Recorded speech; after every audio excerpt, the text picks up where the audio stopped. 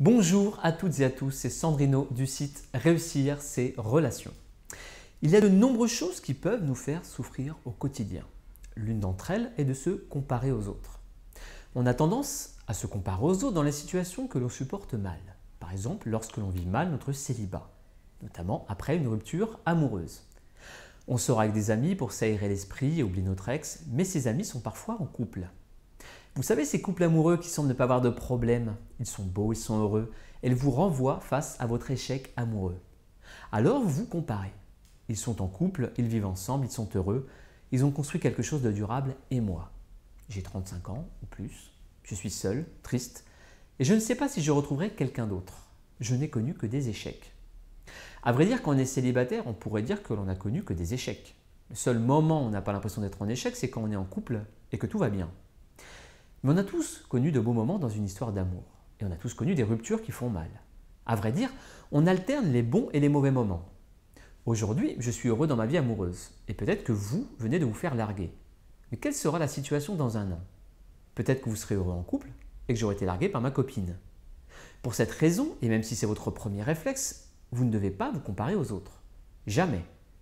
La comparaison avec les autres n'a pour conséquence que de se faire du mal et de s'auto-flageller sur son sort en se disant « les autres sont plus heureux que moi ».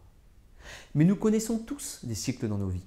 La vie n'est pas stable dans le temps. Tout change en permanence sans que l'on s'en rende compte. C'est l'un des concepts de base du bouddhisme d'ailleurs, celui de l'impermanence. Et puis, vous trouverez toujours quelqu'un de plus heureux que vous, plus beau, plus riche, qui a plus de succès. Si vous vous comparez aux autres, cela signifie que vous cherchez à caler votre niveau de bonheur sur celui des autres. Vous essayez de savoir si votre niveau de bonheur est inférieur ou supérieur aux autres. Mais si vous êtes malheureux de voir des gens plus heureux que vous, la logique voudrait aussi que vous soyez plus heureux quand les autres sont malheureux. C'est étrange, n'est-ce pas?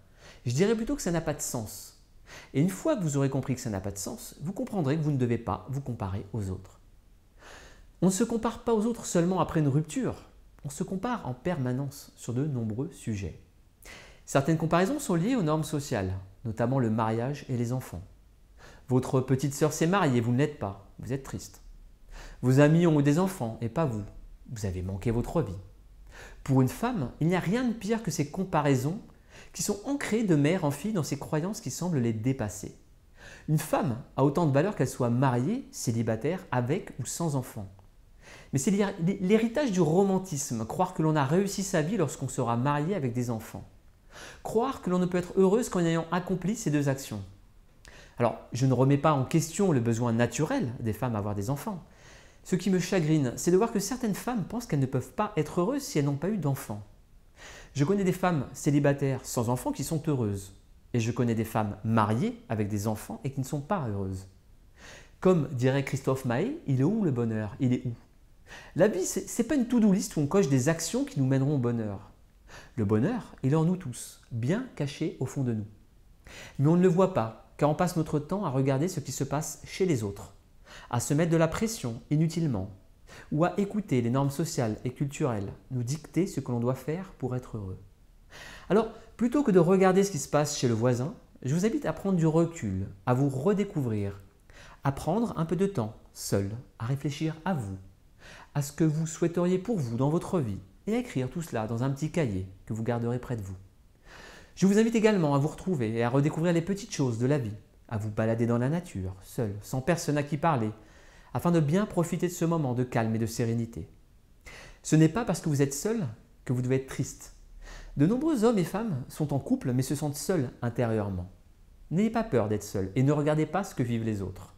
Vivez votre vie tout simplement en faisant ce que vous avez vraiment envie de faire et en profitant de chaque moment de vie en toute conscience.